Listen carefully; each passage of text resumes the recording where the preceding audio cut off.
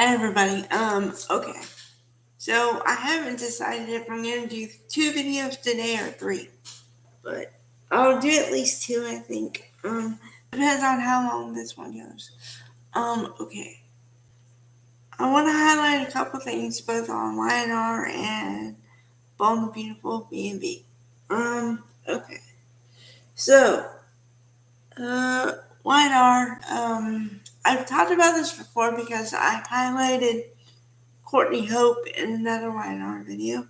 I think she did Emmy-worthy performances this week when she lost the baby, because she went through all the emotions you have: the grief, the sadness, the anger at the other person for choosing her over the baby, which I understand why he did, but still, you still have to get over the emotion of losing a child. And I think it's equal sadness on both parts, the mother and the father, but the mother feels it in a different way because the baby grows inside of you. So, like, you get attached to the child, and then if you lose it, it's like losing a part of yourself and your child, obviously. But, okay. So there's that. Okay. The thing I don't agree with on the YNR thing, okay, is amidst all this craziness, you have the other storyline of Cameron, Kirsten, CK, which they killed off, and Faith, and what's gonna happen to Faith, right? So you basically put two brothers in the same situation, only with different people. You have the one that says, who are you gonna let live, and then somehow, miraculously, Sharon is able to take care of herself, kind of. So then that thing goes away, but then you have the one on the other side with the pregnant woman and choosing either the baby or the mother. Okay?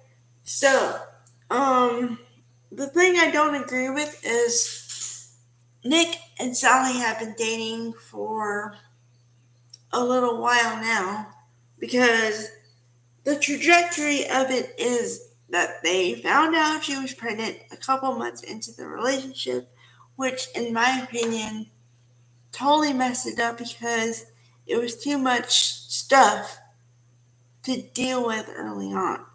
So, but anyway, but then also you have juxtaposed against that, you have the relationship with Adam and Sally, which I believe, and I will say until somebody says something different, Adam and Sally are in game, like Nick and Sharon are in game, and there are certain couples that are just in game, okay? But the thing is that you don't want. It's kind of like I think Agnes Nixon, who wrote "One Life to Live and All My Children," said, "You gotta give them, you gotta give the audience a little of what they want, a little, and a little of what they think they want, but you can't give them all they want." So what I'm saying is, okay, they're not gonna put Nick and Sharon together forever and just never bother it. Or they're not going to put in Adam and Sally together and never have some turmoil on some level. But Nick says, and it takes him like 6 months to get here. Oh, well, once you get out of the hospital, I want you to move in. Move in? Okay, you got a person, Sharon, although on the other side, okay, you have Nick, you have Sharon and Chance, which, please, please, please, if I can pick a couple, please put them together. They have stuff in common. They're the same, around the same age, kind of thing. You know what I mean? Don't do the Summer and Chance thing. I'm all for shaking it up, but come on. Summer's a kid compared to him. Don't do that. Don't do that. Alright.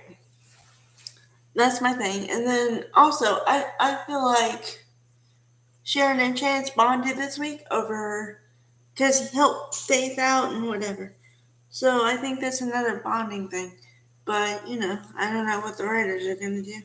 Okay, so on the B&B side, all right. So for the whole week, starting Friday actually, so for a week as of tomorrow, they've been in Italy for this fashion preview, which I love because the whole thing is it's supposed to be a fashion business, right? Right. But they never show you they show you the design thing, the design phase, but then you don't see the finished product and you don't see a fashion show that often. So I like it. And for once in I don't know, at least 3 years, they're actually on location somewhere else. And they happen to be in Rome, Italy, the most romantic city ever. I don't know. Although I do have to say, if Rome is as beautiful as it looks, yeah, it's beautiful. Okay. So you have on that one, you have the relationship between Hope and Thomas, and Liam and Hope and whatever. Okay, and Liam and Hope are married. Um, I'm sure they love each other. I'm not saying that, but for me, Liam is not very supportive of Hope's career. He might be supportive, okay? But what I'm saying is it takes him a while to get there. I mean, he was yelling at her to not have Thomas there right before she's supposed to get on the plane to fly. You don't do that to your wife, and you know that she's got this big thing coming up. You don't do that. And then, of course, you got okay, so you have the Hope and Thomas dynamic, but then also watchful eyes. You have both Brooke and Steffi watching it to make sure nothing goes awry or whatever, or they're not too close and all that stuff. And they're not children. These are both adult people. I I don't know what they're doing, man. I really don't know. I feel like they're kind of torn as to what to do, and they're gonna put them together, kind of. But okay, here's what I want in a dream scenario. If you're gonna put them together, and like don't have the kiss moment, but don't make either of them feel guilty about having it. Don't do that. Just have it like it was organic and stuff. And like over time, they just built a friendship that turned into something else. Yeah, although the thing is that the connection happened faster than whatever. It didn't take 10 years, but I mean, it happened like that. Don't make it like Hope should feel guilty about doing whatever with Liam against Liam. Don't do that. Just don't do that. Okay. That's my 2 cents on that. I'll probably say something. Oh, yeah, I'll make another video about the fashions because they're great, but I'll do another video on that one. Okay. Thanks, guys.